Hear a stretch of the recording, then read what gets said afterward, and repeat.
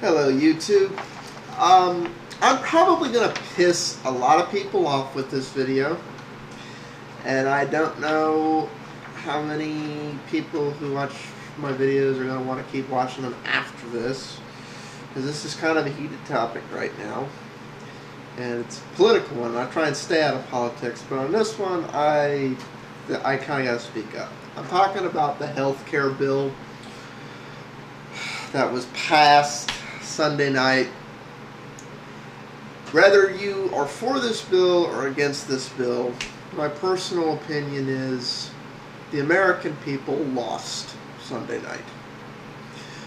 Rather than get all preachy and political here, I'm just going to go through what this means to the American public. The reason I think people lost, I mean, there's plenty of bad things in this bill, and I guess there's some good things in this bill and stuff, but the real reason I think the American people lost Sunday night is because this whole thing got turned into Democrats versus Republicans versus this bill or nothing at all. I am all for health care reform. I am all for making medicine accessible. I am all for eliminating waste. I am all for preventing profiteering. I am all for making this stuff accessible. Problem is, this bill doesn't really do anything about that. It's honestly, Sunday night made me very glad that I am an independent, that I am neither a Democrat or a Republican. Because I am ashamed. If I was a member of either party right now, I would be ashamed. I'm ashamed of the Democrats that voted for this bill because the ones that voted against it, there's been some talk of that basically they were posturing to save their political careers. I'm not sure about that. I think they were honestly doing their job, which is to look out for the best interests of their constituents, the people they're supposed to be serving.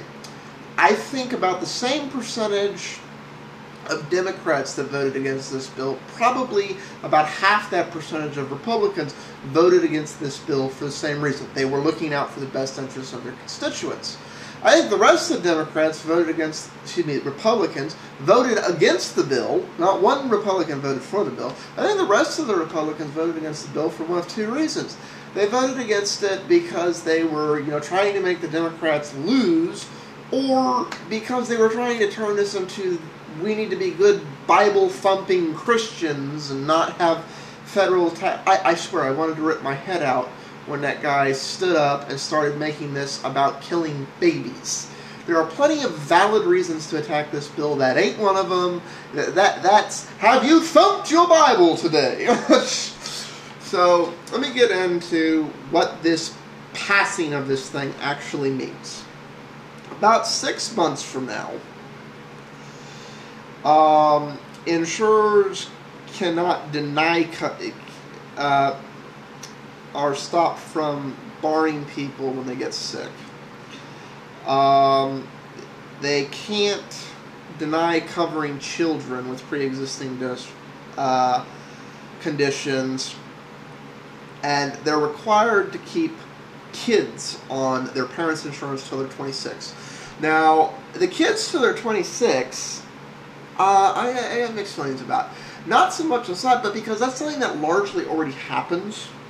You're allowed to stay on your parents' insurance if you're in school, if you're furthering your education. If you have a job and you're on your own 2 feet and you're not living at home anymore, and you're not a full-time student, thus largely preventing you from being able to work a full-time job, you're not covered.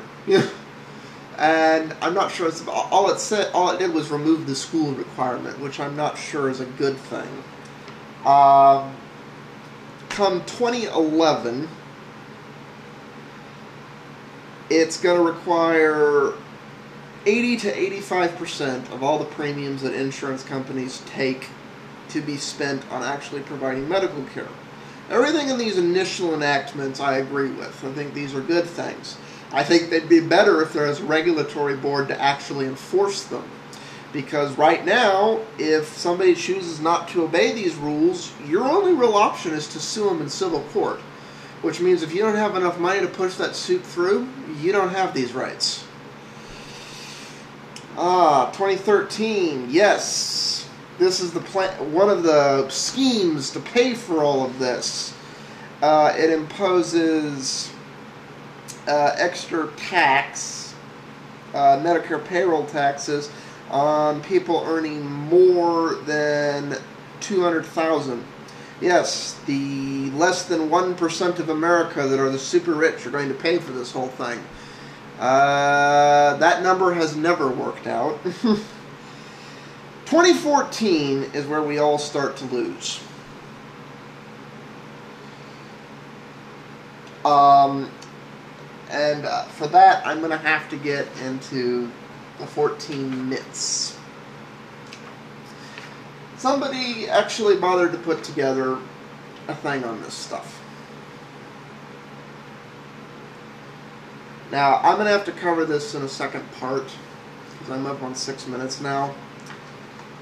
Those of you who don't want to hear the facts of what this bill actually means, good and bad, what's outlined in it, you know, it's because you're hearing a lot of myths in the media right now. Don't watch the next part of this, because I'm not going to sit back and pretend that things aren't like they are. I'm not gonna.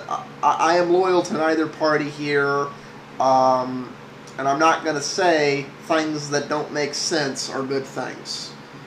So that's that. There's 18 main points here, things circling around the internet and the news and everything else. It's probably gonna take me 2 parts to go over them. Here's my warning to y'all.